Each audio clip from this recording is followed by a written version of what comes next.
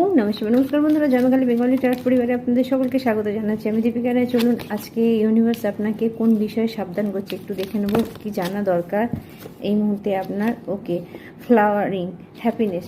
আপনাকে আপনার খুশির দিকে নজর দিতে হবে। যে জিনিসটা আপনাকে খুশি দেয় আপনি সেই জিনিসটা করুন, কারণ আপনি খুশি থাকলে আপনার জীবনে সব কিছু ঠিক হয়ে যাবে। এখানে আছে মানি প্যাথ। আপনার খুশি আপনার টাকা রাস্তা খুলে দেবে, অর্থাৎ আপনি যত হ্যাপি থাকবেন তত আপনার অ্যাবান্ডেন্স, আপনার টাকা পয়সা আপনার দিকে আসবে।